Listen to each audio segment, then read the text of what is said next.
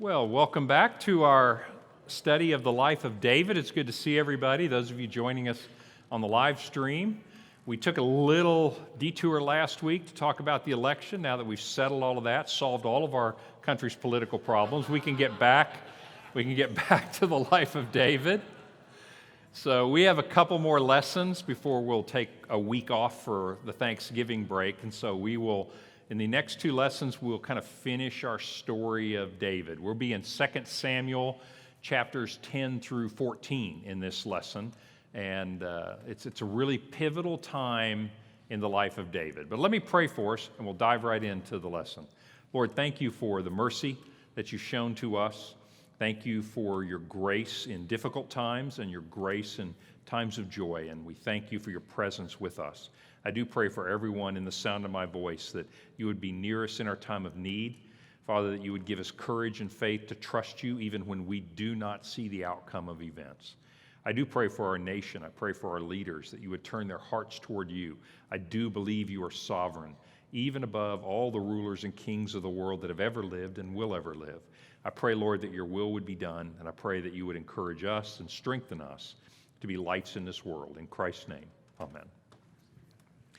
Well, you know text your questions into this number. It's also on the handout. There are also, by the way, discussion questions on the handout. We don't do them in this class, but there are people that use this around the country, around the world for small group studies. So I always put some questions. I can't guarantee they're good questions, but I put some discussion questions if you want to use those as kind of follow-up to dive a little more into the text. So text your questions in to that. So where are we in the life of David? So David, if you remember, I'll do a brief recap.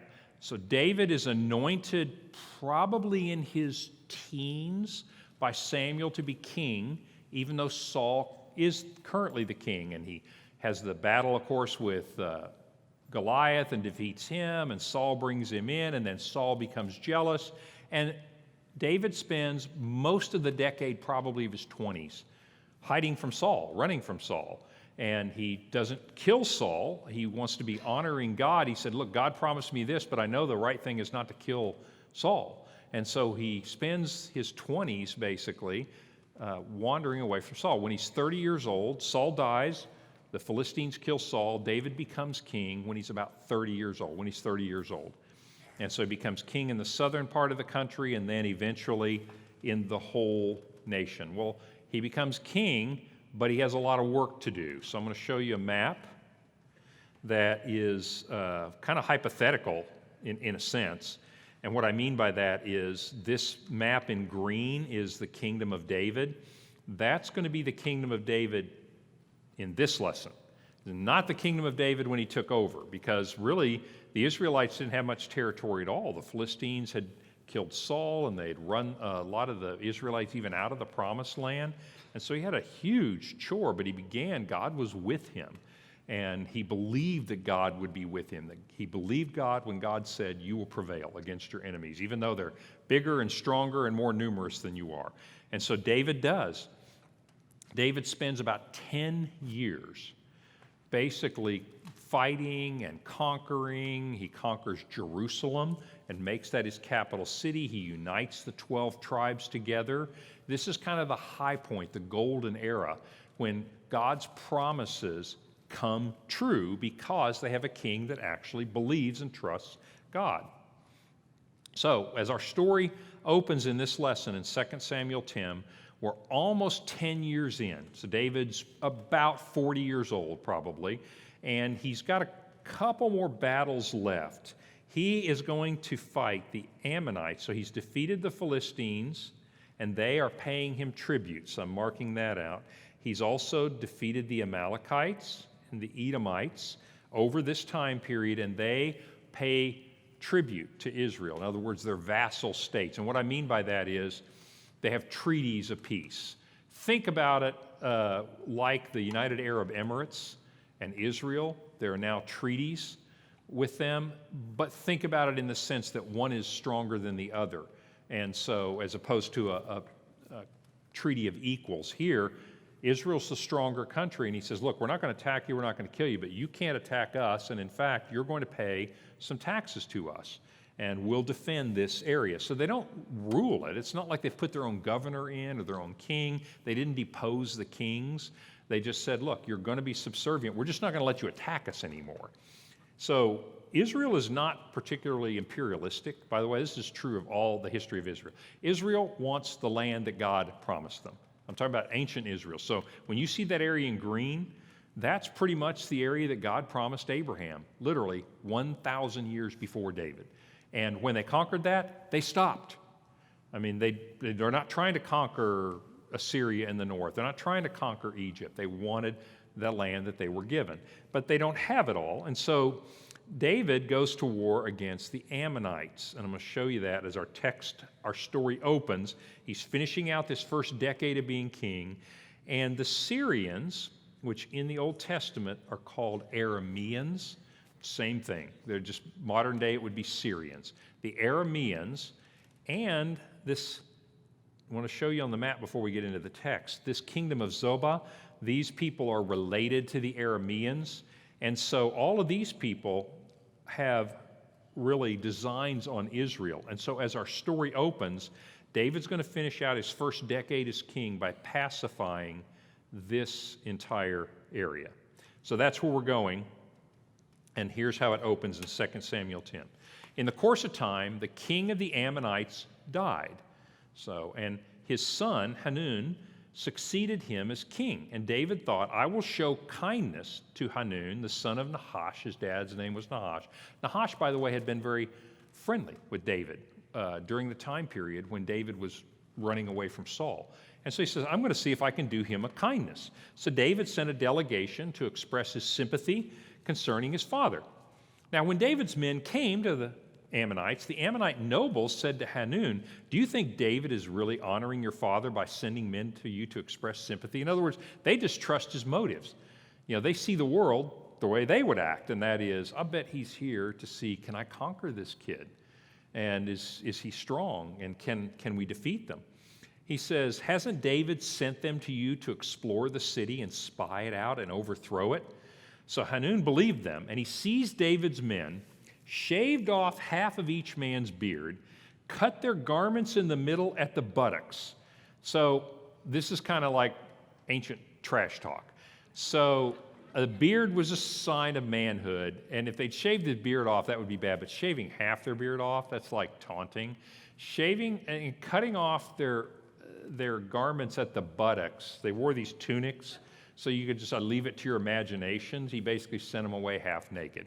And that was just real trash talk like, this is what I think of your sympathy, and this is what I think of your delegation. Okay, you're not supposed to do that. That just ticks people off. So when David was told about this, he sent messengers to meet the men, for they were greatly humiliated. The king said, stay at Jericho till your beards have grown, and then come back. When the Ammonites realized that they had become a stench in David's nostrils, okay, that's an ancient euphemism for David was really mad when he found out what he'd done to his emissaries, right?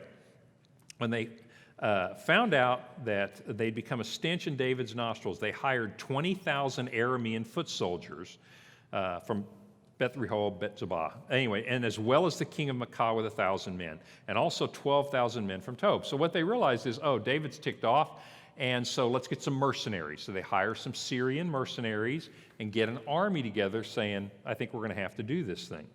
So on hearing this, David sent Joab, remember Joab is the general of his army, with the entire army of fighting men. The Ammonites came out and drew up in battle formation at the entrance to their city gate.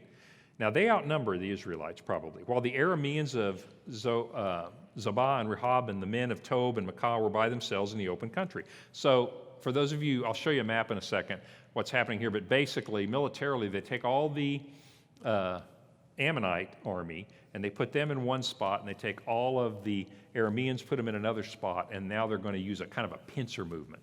And so that forces Joab to split his forces. Not a good thing. And so When Joab saw, verse 9, that there were battle lines in front of him and behind him, he selected some of the best troops in Israel and deployed them against the Arameans.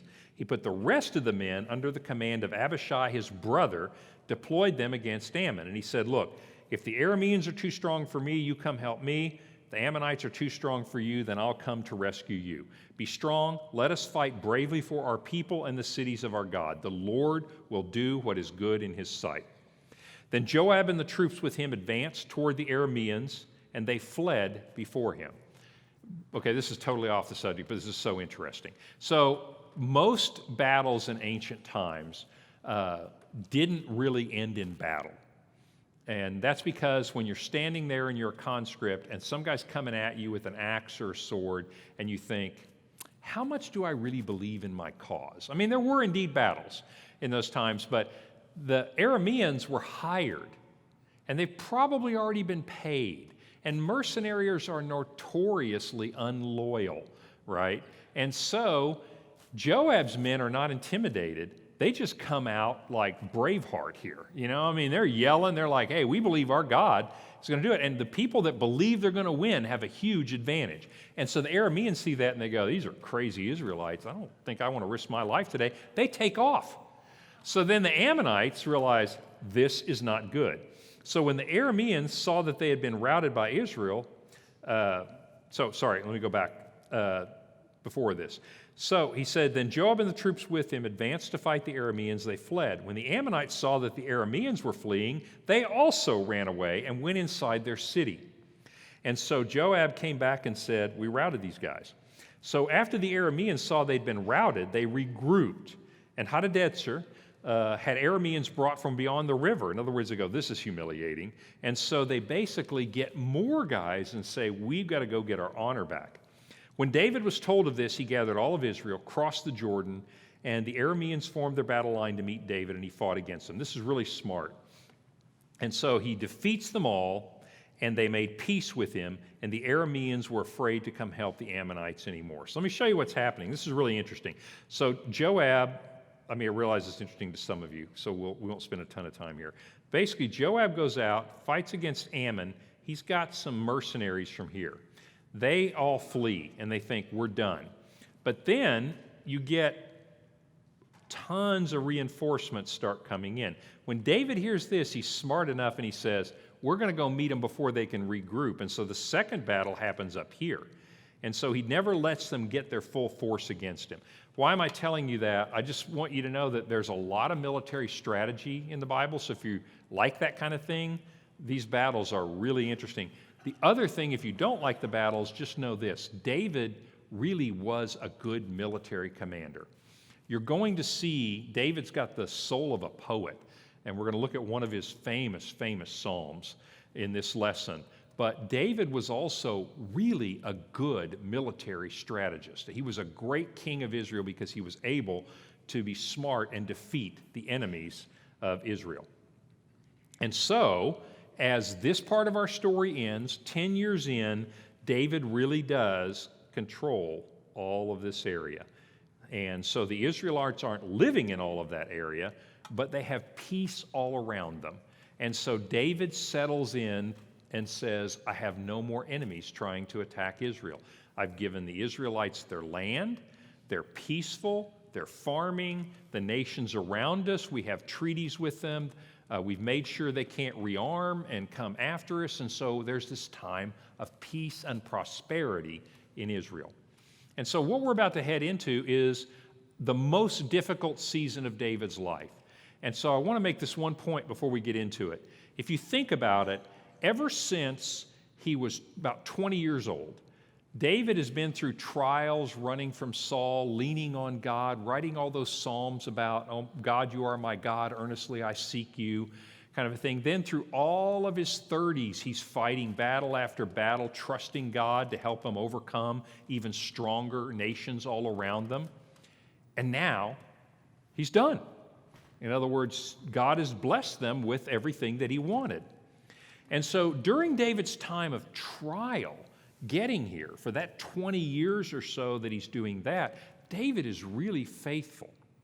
But now that David has prosperity, you're going to find that David has a lot harder time being faithful in times of prosperity than he ever did in times of difficulty.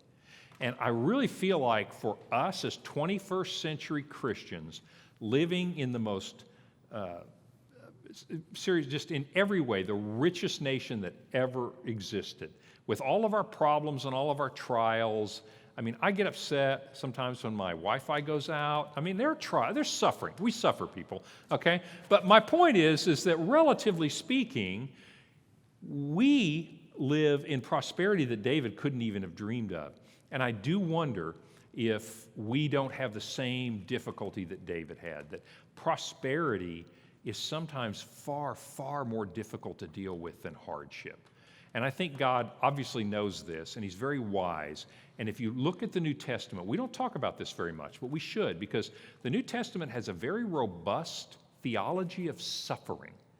Christians think differently about suffering, and I mean suffering as in health problems, relational trials in your life, losing your job. I mean, suffering can just be those difficulties of life that you feel like things are stacked against you.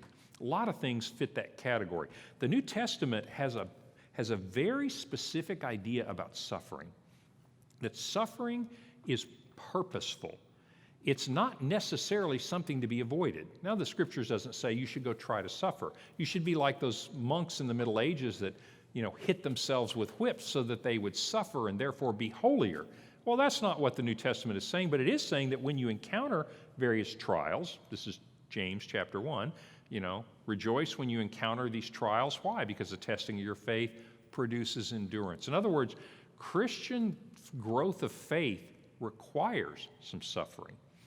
In fact, I would argue the New Testament probably teaches as strongly as anything that your faith cannot be fully formed in prosperity alone.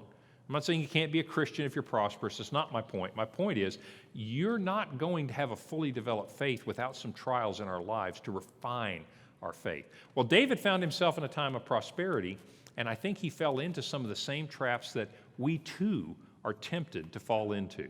So let's see what happens. David's about 40 years old. Things are going well.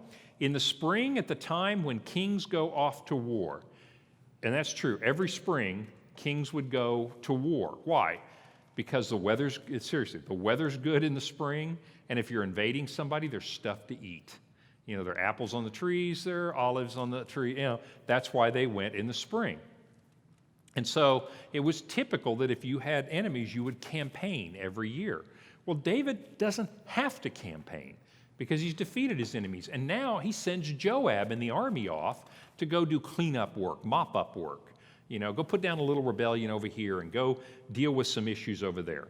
And so David sent Joab out with all the Israelite army, and they destroyed the Ammonites and besieged Rabbah, a city. And David, though, remained in Jerusalem. And one evening, David got up from his bed and walked around. He'd taken a nap, and walked around on the roof of the palace because it was cool in the later part of the day. From the roof, he saw a woman bathing. The woman was very beautiful, and David sent someone to find out about her. The man said, "Isn't this Bathsheba, the daughter of Eliam and the wife of Uriah the Hittite?" Then David sent messengers to get her. She came to him, and he slept. By the way, notice how staccato this is. This is like the biggest bad news, the biggest sin that David's going to do in his life. But notice how the Scripture just doesn't mince words. It's like boom, boom, boom, boom, boom. And David sent messengers to get her. She came to him. He slept with her. She went back home. The woman conceived and sent word to David saying, "I am pregnant." Well, that's like two sentences that defines one of the defining points in David's life. So let's break it down just a little bit. So what is David doing? First of all, one lesson I want to give you here is David is not where he's supposed to be.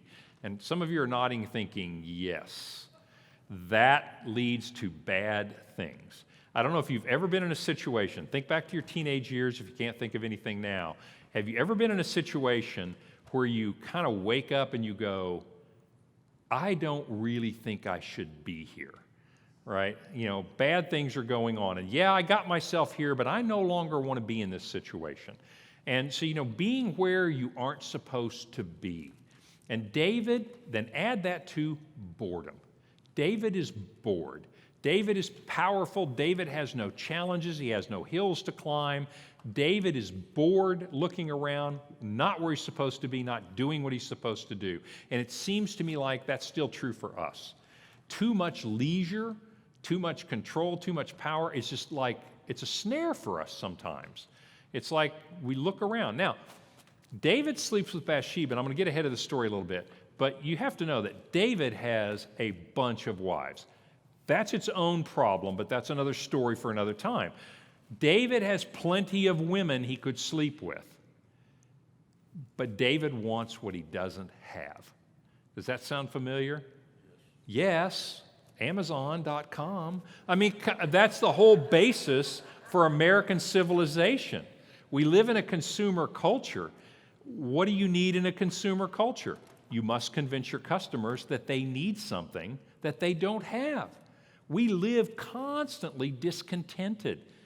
Everything around you in America, capitalism has done some great things for the world, but one of the things capitalism does is it tries to convince you your life isn't really as good as you think it is. You know what you really need?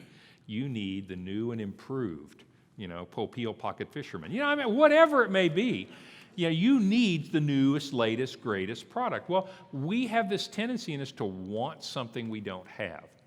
And so what David does here is, and God's going to say this to him, God's going to say, I would have given you anything you wanted. I've given you your heart's desire. I mean, I fulfilled all the promises that I made to you. Why did you have to go after something else? But what David is doing here is he's kind of recapitulating the sin of Adam. Think about Adam and Eve, and I want you to think about it in this perspective because I want us to identify with it. I don't know if you can identify with David. I hope you don't identify with this story, but my point is you can probably identify with the idea of, I am discontent. I do want things that I don't have. But Adam and Eve had the same thing. Think about it. You have everything in the world. You own it all. You are in the Garden of Eden. You get to talk to God. You can eat anything you want. There's just one tree that you're not supposed to eat from. Now go do whitewater rafting, go ski, go do zip lining. It's the whole world is yours. And what do they want? The one thing that they don't have. And that's what David did. And you know what? That's us. I'm not saying to you that we're all necessarily sinners like that. I'm just saying that we too are susceptible to that. And that gets worse when you're prosperous. When I was poor, in the days when I was poor, growing up, I probably still wanted stuff, but it wasn't much of a temptation because I didn't have any money to get it, right? I couldn't have it. So I may have, the sin nature, fallen man was still inside me, but I couldn't act on it. Then you get prosperous, hence David, and you realize, now you can act on it. And that's when you find out what's really there. And so this is what happened. Second point I want to talk about control for a minute. So think about this story. David is walking on his roof. His army's out mopping up his enemies. He's master of everything he surveys. He's king. He's got everything he wants. And all it takes is 2 little words in Hebrew, 3 little words in English to shatter his world. I am pregnant. And he goes, uh-oh. Because her husband, Uriah, is one of David's mighty men. You're going to find that out later in 2 Samuel. He's one of his champion soldiers, valiant, loyal, brave. He's out fighting. And David's like, this is awkward. And so David realizes, you think you're in control of the whole world, but you aren't even in control of this situation. And that brings about a really interesting point that I think is important to us. Yes, this is a lion tamer. This is us and sin. Just when you think you have it under control, it goes wild and bites your head off. In other words, sin is like a wild lion. No matter how much you think you've tamed it, no matter how much you think you've domesticated it, sooner or later, that lion is going to take your head off. And that's what happened to David. David thinks, I'm the king. I can do whatever I want to. I can control the sin in my life. And all it took were those little words to make him realize, actually, I'm not in control of this. I don't know what I'm going to do. And so I just want to urge us, if you're nurturing anything, the New Testament is brutal about this. Remember, Jesus in John 15 talks about God will prune the sin out of your life. That's painful. He's going to snip out the sin. The New Testament talks about dying to your sinful nature. That old self has to die. It talks about the idea of put to death sin in your life. It doesn't say tame the sin in your life, tolerate the sin in your life. You know, that here's your little sin, it's domesticated sin. I water it twice a day, it grows, but I trim it. I've got it under control. The New Testament, the Bible in general, understands sin as something you cannot tame. And what's going to happen to David is his continual, I want you to think about every step that happens from this point on is David trying to tame this lion that he has tolerated in his life. Okay? So David decides, well, this is awkward. I need to cover it up. So now he's taken one more step. He's going to tell a bunch of lies. And so he thinks, I'll get Uriah back here. Uriah sleeps with her. We'll say the child is his. Everybody moves on down the road, and I keep this sin under control. So David sent this word to Joab, send me Uriah the Hittite. So Joab sent him to David. When Uriah came, David asked how he was, how the soldiers were, how the war's going. Then David said to Uriah, go down to your house and wash your feet, which means, long story, but it's a euphemism for get ready for bed, so go sleep with your wife. So Uriah left the palace, and a gift from the king was sent after him, sent a bottle of champagne and some chocolates. And so Uriah slept, though, at the entrance to the palace with all of David's servants and did not go down to his house. When David was told, Uriah didn't go home. He said, haven't you just come from a long way? Why didn't you go home? And Uriah says, and this makes it even worse, because Uriah is so noble. He said, the ark and Israel and Judah are sleeping in tents, and my master Joab and all my comrades are camped in the open fields. How could I go to my house to eat and drink and lie with my wife? As surely as you live, I will not do such a thing till this war is over. Then David said, stay here one more day, and tomorrow I will send you back. So Uriah remained in Jerusalem that day and the next. At David's invitation, he ate and drank with him, and David made him drunk. Do you see how this gets worse and worse as David tries to control this sin, and he just can't tame it, can he? And it just keeps drawing him further and further into this behavior. And so David made him drunk, but in the evening Uriah went out to sleep on his mat among his master's servants. He did not go home. Uriah is a loyal, noble, valiant individual. And so David, in desperation now, has to go even farther. You know that old saying that sin will take you places you didn't want to go, make you stay longer than you wanted to stay? Well, that's what's happening right now. It started out with a little whim, and then it's, oh my gosh, she's pregnant. Well, get her husband here. Oh my gosh, he's too noble to go do this. Oh, now what? Now, if you had just come to David, you guys surely you guys have been in this situation. I've been in this situation more than once, where if you'd said to David before this started, do you think it would be, can you imagine any circumstance where you would have one of your loyal soldiers killed, that you would basically murder him? You'd go, of course not. But step by step, that's where we are.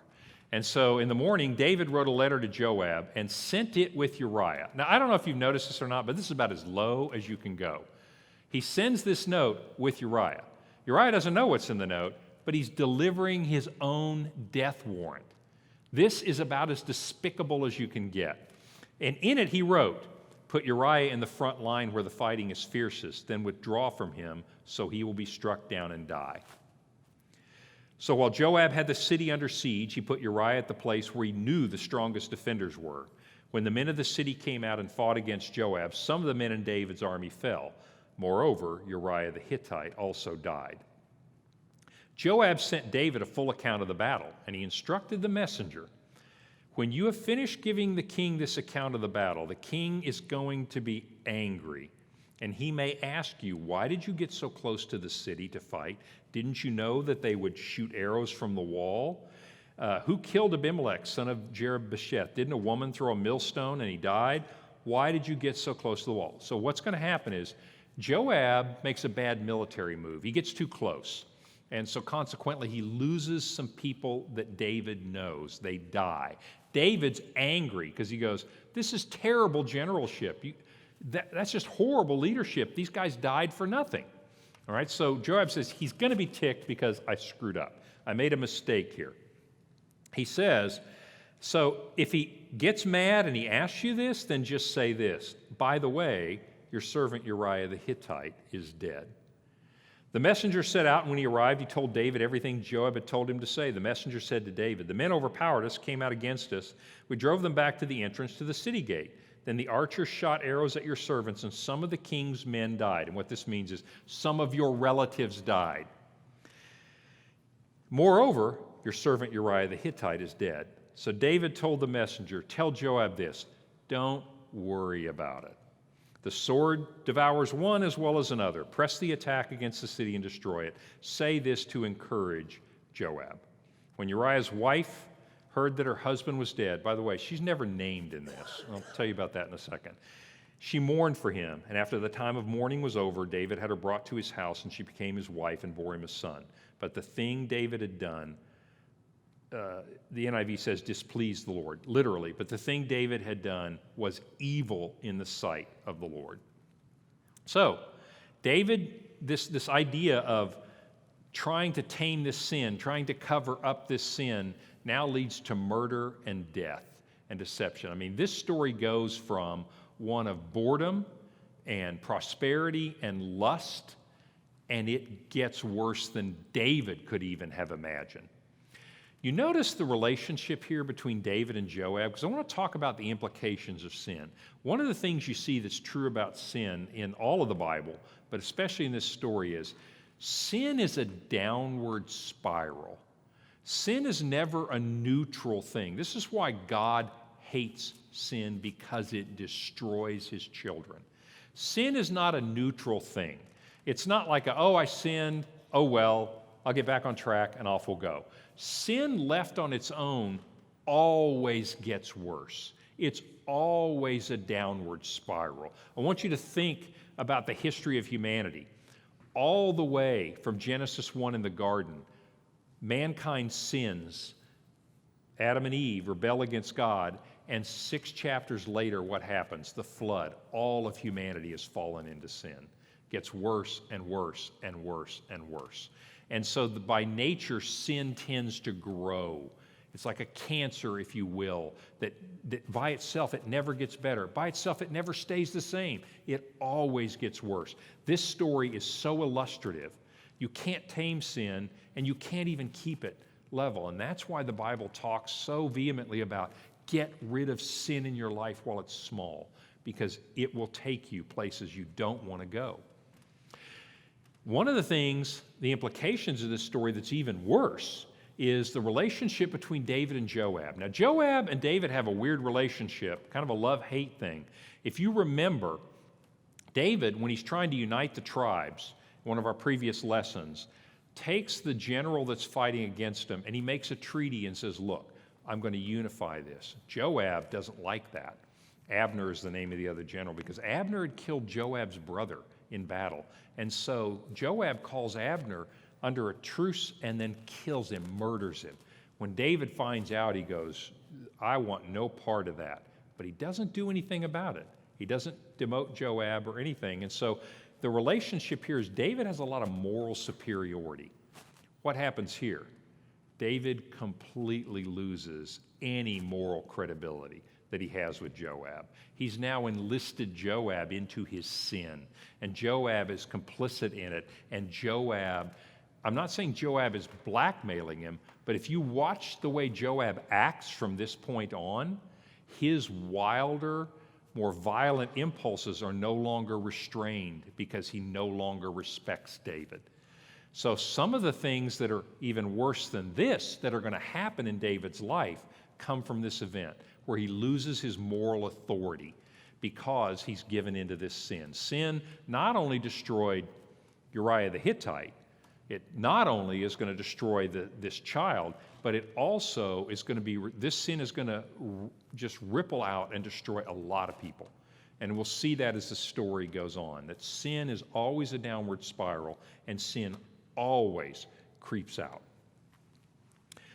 Well, what happens? And this is the second part of one of the greatest stories in the Bible. The Lord sent Nathan to David. So you get a messenger of death from David to Joab, sending Uriah to his death. Now God sends a messenger. Nathan is a prophet. So think of Nathan as kind of like a cross between a preacher and a missionary kind of a guy, but he's basically someone who just speaks God's words, and he preaches, and he tells, he encourages people, follow the law, do the things that are right. And the Lord sent Nathan to David, and when Nathan came to David, he said, David, there were two men in a certain town, one rich and the other poor. The rich man had a very large number of sheep and cattle, but the poor man had nothing except one little lamb that he had bought. He raised it, grew up with him and his children. It shared his food, drank from his cup, even slept in his arms. It was like a daughter to him. Now a traveler came to see the rich man, but the rich man didn't take one of his own sheep or cattle to prepare a meal for the traveler. Instead, he took the little lamb that belonged to the poor man, and he prepared it for the one who had come to him. Well, David was furious, and he said to Nathan, as surely as the Lord lives, the man who did this deserves to die. That's certainly true. I mean, it's a very extremely unjust thing, right? This is just unheard of. The man who did this deserves to die. He must pay for that lamb 4 times over. That's what the law of Moses required, because he did such a thing and had no pity. Then Nathan said to David, you are the man. This is what the Lord, the God of Israel, says. I anointed you king over Israel. I delivered you from the hand of Saul. I gave you Saul's palace and your master's wives into your arms. I gave you the kingship over all of Israel and Judah. And if this was not enough, I would have given you even more. Why did you despise the word of the Lord by doing what is evil in his eyes? You murdered Uriah the Hittite with the sword and took his wife to be your own. You killed him with the sword of the Ammonites. Now, therefore, the sword will never leave your house, because you despised me and took the wife of Uriah the Hittite to be your own. So, I don't know about you, but my respect level for Nathan is way up here. Because think about this situation. You're going to go see David. He already lied about sleeping with her. He already tried to deceive Uriah the Hittite. When that didn't work, he had him murdered, right? And Nathan goes to him to confront him and say, God says, you have sinned. What's the easiest thing in the world for David to do? Arrange a little accident for Nathan, right? And you're saying, well, he wouldn't do that. Well, he just had Uriah murdered. Think about it. Think if you're Nathan. I want you to put yourself in this position at the moment and think of who are you in this story. I want you to pretend you're Nathan in this story. I don't know about you, but I'd just be a little bit nervous. I would go in and I'd say, by the way, several people know that I'm here. I've made a video. I'm recording this. It's on Facebook Live right now, so think about what you're doing before you do it. But think of the courage of Nathan. Nathan thinks he could easily kill him. And so Nathan shows this tremendous courage and character. Uriah the Hittite shows incredible courage and character. It's David in this story, the man of courage and character, that sin has literally robbed him. He's no longer the righteous man in this story. Well, what's he going to do? Is he going to kill Nathan? Is he going to deny it? When Saul sinned and Saul had this happen, Saul denied it. When he talked to Samuel, he said, it wasn't me. The men did it. He always had an excuse. But here's what's different about David. Then David said to Nathan, I have sinned against the Lord. He just confesses and repents. Because a lot of times people are going to say to you, look, this David is a hero amongst the Israelites. He's called a man after God's own heart. The guy had sex with Bathsheba, tried to deceive her husband, then had him murdered. How in the world is this a man after God's own heart? Well, if you think that you need to be perfect to be a man after God's own heart, then there's no such thing, right? What's different between David and Saul? He's repentant. when confronted with his sin, he confesses it and he turns back to God. If you think about being a Christian in America today, one of the things that non-Christians will say to you is, you Christians are sinners too, you're just a bunch of hypocrites. And the way I like to say it is, Christ followers commit sins, but we're not committed to sin. In other words, we're walking a different road. Another way to say it is the way Augustine said it 1,600 years ago, is basically the Christian life is a life of repentance. Here's the difference. It's not that Christians behave better than non-Christians. That's not always the case, is it? It's not that non-Christians sin every time they walk out their front door. That's not the case either. Here's the difference. There are people who sin, and there are sinners, and there are repentant sinners. Those are two very different things. Very different things. And so if you say, well, everybody sins, well, technically that's true. I don't know anybody other than Jesus Christ who doesn't commit sin. But it's irrelevant. The point is, not everybody repents of their sin. The thing with Jesus is, if you sin without repenting, you sin without the confession, the repentance, the reliance on Jesus, you own your sins, and you will die in them. If you repent, what does 1 John 1:9 say? If you are faithful to confess your sins, he is faithful to forgive your sins. We all sin, but we're not all sinners. Some of us are repentant. That's the difference between David and Saul. That's the difference between Christians and non-Christians. Not the fact that you're a better person than non-Christians. You may not be. I can guarantee you my neighbor has a much nicer yard than I do. I think he's a nicer guy than I am. But the point is, the question is not how well do you behave. The question is your trust in Jesus Christ? And so you see this with David. He said, I have sinned against the Lord. Nathan replied, the Lord has taken away your sin. This is you and me. This is every day when you pray to God and confess and repent, and God says, your sin is gone. The Lord has taken away your sin. You are not going to die. And that's what he says to us. You will eternally live. You will not die. But because by doing this you have made the enemies of the Lord show utter contempt. In other words, everybody looked at him and said, oh, your God's not much. Look at this king. He's supposedly a faithful guy. He said, the son born to you will die. After Nathan had gone home, the Lord struck the child that Uriah's wife had borne to David, and he became ill. David pleaded with God for the child. He fasted, went into his house, and spent the nights lying on the ground. The elders of his household stood beside him to get him up from the ground, but he refused. He wouldn't eat. On the seventh day, the child died. David's servants were afraid to tell him that the child was dead, for they thought, well, while the child was alive, he wouldn't listen to us. How can we tell him he's dead? He may do something desperate. David noticed that his servants were whispering among themselves, and he realized the child was dead. And he said, is the child dead? And they said, yes. Then David got up, washed, showered, shaved, put on his clothes. He went into the house of the Lord and worshiped. What does this remind you of, by the way? Have you read the book of Job? What's the first thing Job does when calamity strikes him? It says he bowed down and he worshiped, and he said, the Lord gave, the Lord has taken away, blessed be the name of the Lord. Always turning to God. Does he understand what happens? No, he does not understand what has happened. But he turns to God, and that's what David is. And he went and he worshiped. And so, at his request, they gave him food and served him, and his servants asked him, why are you acting this way? While the child was alive, you mourned, you fasted and wept, but now that the child is dead, you get up and eat. And he answered, while the child was still alive, I fasted and wept, and I thought, perhaps the Lord will be gracious and let the child live. But now that he is dead, there's no point in fasting. I cannot bring him back again. I will go to him, but he will not return to me. This is one of the most powerful verses in the Bible to me. You get this idea of, it's not a fatalism. It's David really has a good understanding of God's sovereignty. And I think we too, not in this exact situation, but sometimes we pray earnestly for God to do something that we want. And the test, I think, of our faith sometimes is what happens when he says no. And do we worship? And do we say, he won't return to me, but I will see him again someday? And so that's David's response in this situation. So this is a troubling little story. If you haven't got any questions about this, you should have some questions about this. And I want to talk to you for a moment about the penalty of sin and the consequences of sin. I want to bring it to modern times.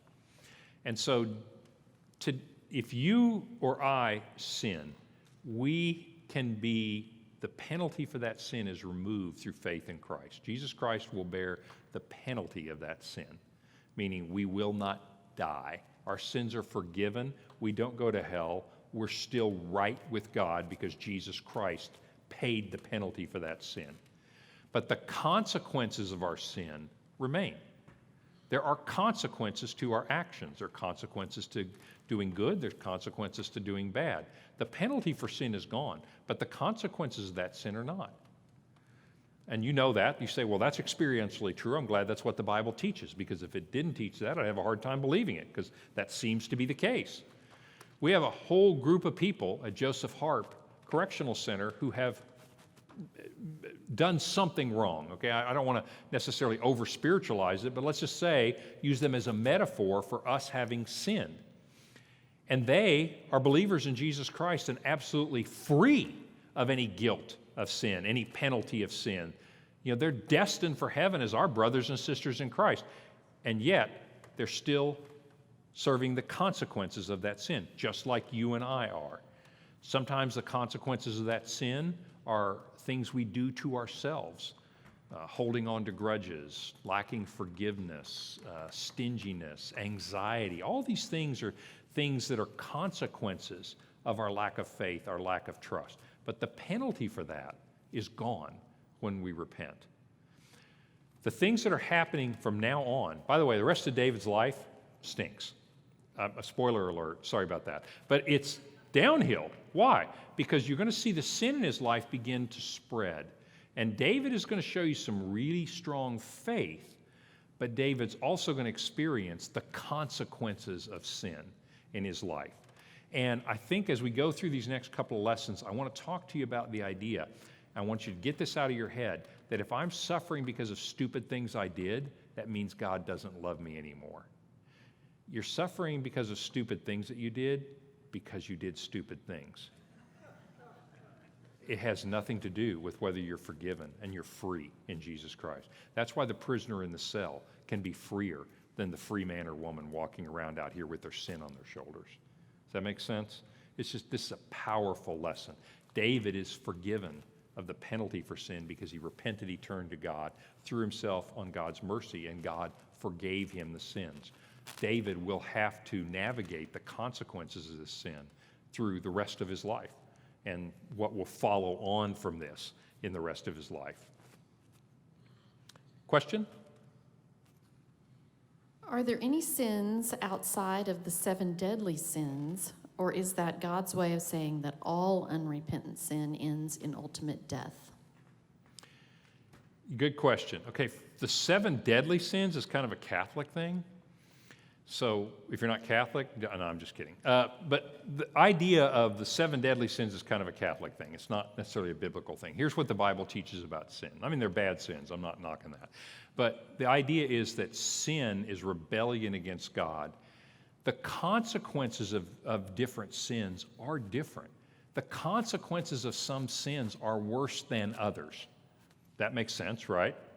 And the consequences of stealing maybe aren't as bad as the consequences of murdering Uriah. Okay? Consequences can be very different. But the penalty, the guilt of sin is the same.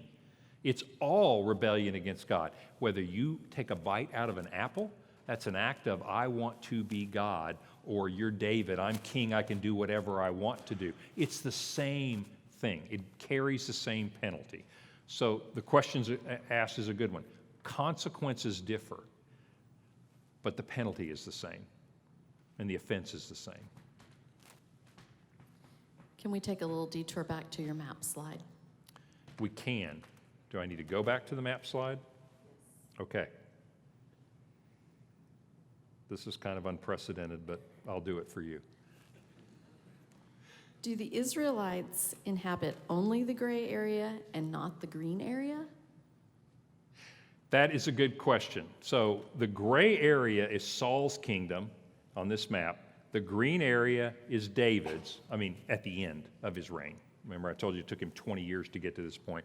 And then Solomon adds just a little bit more. It's kind of irrelevant. No, Israelites aren't living everywhere here. They do live in some of them. Because they're Israelites, they can go there and live.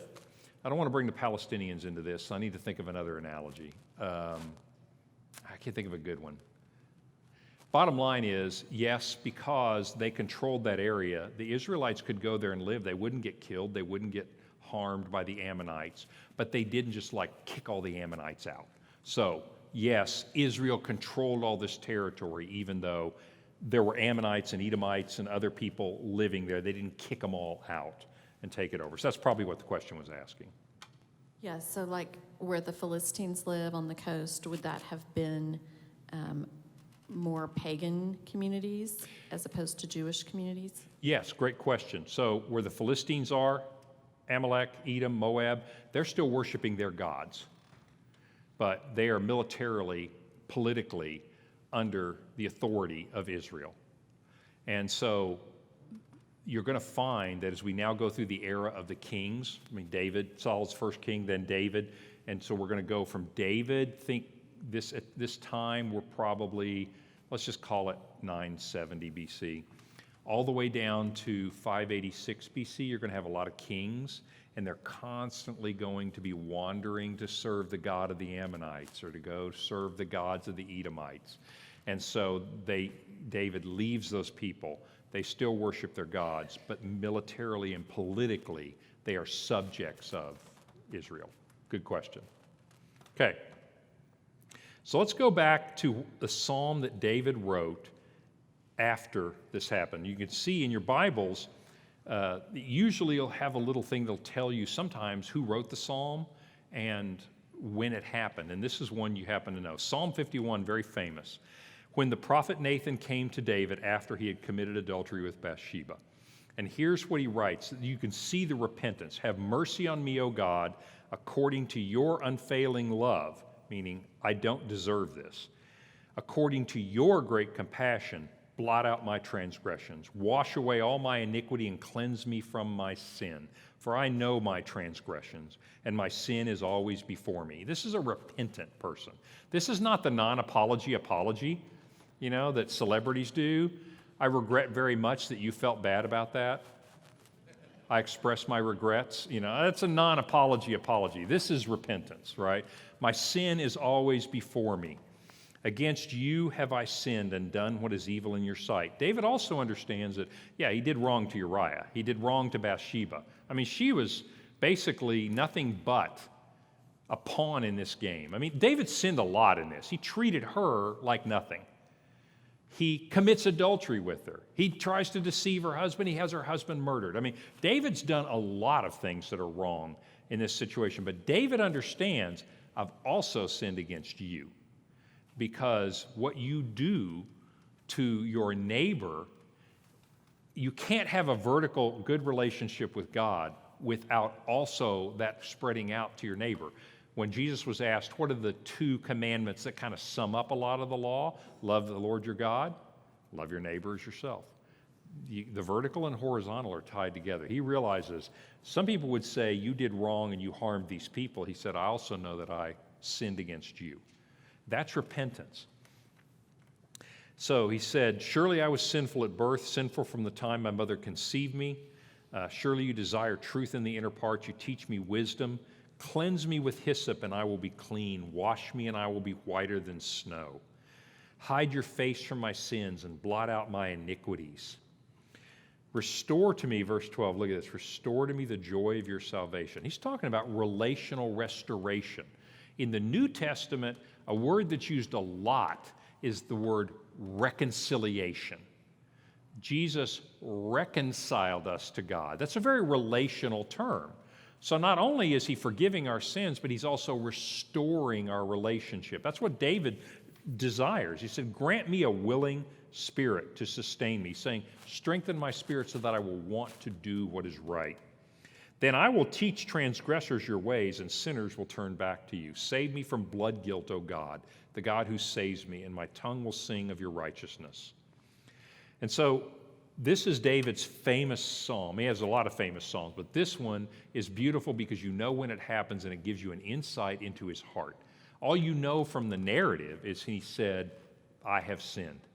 And he confesses and he repents and he bears the consequences of his sin. But here you see the heart of repentance. This is a very Christian idea. This is when we talk about repenting from our sins, this is what we're talking about. The sorrowful nature of the breach in our relationship with God, the desire to restore that relationship with God. Well, time goes on. I'm going to end on a really sad note. I'm sorry, you're going to go home totally depressed. So, because I want you to see how this just keeps rolling. So time goes on. Bathsheba, married to David, child dies. They have another child named Solomon. That's a story for another time. But David has a number of sons, and his oldest son is named Amnon. Amnon is going to be his heir. He's his oldest son by his first wife. Absalom is his third son. Second son's probably dead, so he's out of this picture. So Absalom is next in the line of succession. He's fathered by another wife. And Absalom has a sister named Tamar who's beautiful. Listen to this. Amnon almost literally acts out the sins of his father. In the course of time, Amnon, the son of David, fell in love with Tamar, the beautiful sister of Absalom, one of David's other sons. Amnon became frustrated to the point of illness on account of his sister Tamar, for she was a virgin and it seemed impossible for him to do anything to her. Now, Amnon had a friend named Jonadab, really bad guy. He was David's nephew. Jonadab was a very shrewd man. By the way, in the Bible, shrewdness is not a virtue.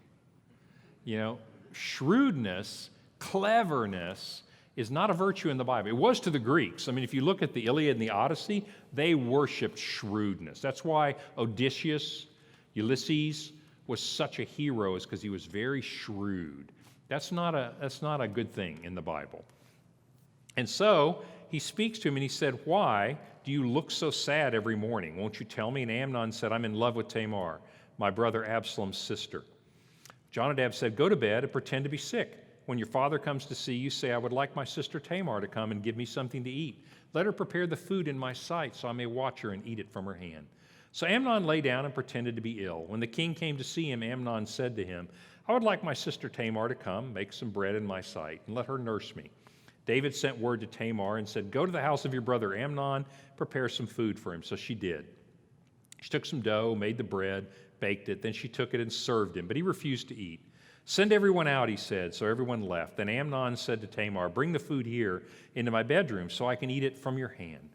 Tamar took the bread and brought it to her brother. But when she took it to him to eat, he grabbed her and said, come to bed with me, my sister. Don't, she said to him, don't force me. Such a thing should not be done in Israel. Don't do this wicked thing. What about me? Where could I get rid of this disgrace? And what about you? You'd be like one of the wicked fools in Israel. Please speak to the king. He will not keep me from being married to you. But he refused to listen to her, and since he was stronger, he raped her. So you see this idea of prosperity, privilege, power. Once again, the woman in this story is considered nothing more than something to fulfill his momentary desires. The story goes on, I've left this part out, but the story goes on that afterwards, it says she became despicable in his sight, and he sent her out and sent her home just by herself, and he despised her, it said. When David found out about this exact same phrase as what it said about God in Hebrew. It's the exact same phrase. Remember when it said, and the Lord was very displeased at the evil David had done. It says David was very displeased at the evil Amnon had done. So what does David do? Nothing. Absolutely nothing. And so time passes. 2 years pass. Absalom is furious. But he realizes there's really nothing he can do. And so 2 years later, when Absalom's sheep shearers were near the border of Ephraim, he invited all the king's sons to come there for a feast. And he went to the king and he said, I'm having the harvest. Will you and your officials please come join me? No, my son, the king replies, all of us should not go. We would only be a burden to you. Even though Absalom urged him, he refused to go, but he gave him his blessing. Then Absalom, crafty, asks what he really wants. He said, well, if you can't go, please let my brother Amnon come with us, the heir, the golden child. The king said, why should he go with you? But Absalom urged him, so he sent Amnon and the rest of the king's sons. And Absalom ordered his men, listen, when Amnon is in high spirits from drinking, and I say to you, kill him, then you kill him. Don't be afraid. Haven't I given you this order? Now be strong and brave. So Absalom's men did to Amnon what he ordered. Then all the king's sons got up and mounted their mules and fled. While they were on their way, a report came to David. Absalom has struck down all of your sons. Not one is left alive. And the king stood up and tore his clothes and began to grieve. But Jonadab, the shrewd little fellow who started all this mess, said, my lord should not think they killed all the princes. Only Amnon is dead. This has been Absalom's intention ever since the day Amnon raped his sister Tamar. My lord the king should not be concerned that all of your sons are dead. Only Amnon is dead. Absalom fled the country. Now think about what's happening here. You remember when God said the sword will never leave your house? And see what's happening? Amnon is emulating his father. He's a spoiled kid. David isn't disciplining him. David didn't discipline Joab. David is not following through. He's displeased, but he won't act. And so Amnon gets away with this rape of his half-sister Tamar. Absalom is furious, and he bides his time. The justice of Absalom is not swift, but it is sure. Well, now that Amnon is dead, Absalom is the heir. And of course, he flees. Absalom is the grandson of a king. So I'm going to tell you where he goes. So he leaves Jerusalem. Actually, they're a little north of there. But there is a kingdom right here, right east of the Galilee, and it is called Geshur. And Absalom's mother was a princess of Geshur, and Absalom's grandfather is the king of Geshur. And so he goes back to his mother's people, where he's royalty, and he stays in Geshur. And David is left with his heir dead, knowing that he's receiving the consequences of his own sin, his own failure to do what is right. And now the heir to his throne is living in his grandfather's kingdom. And it's as though David's whole world has just come tumbling down. And that's kind of where I'd like to leave this lesson, for a week, is I want you to suffer a little bit with David. But the story heats up a little bit because Absalom isn't done. He's not just mad at Amnon. He wants revenge on David for not doing what's right. Amnon comes with an army, and David has to flee. Next time, we'll talk about how God navigates through this and how David probably rises to his most noble in the time of his greatest distress. I'll see you guys next time.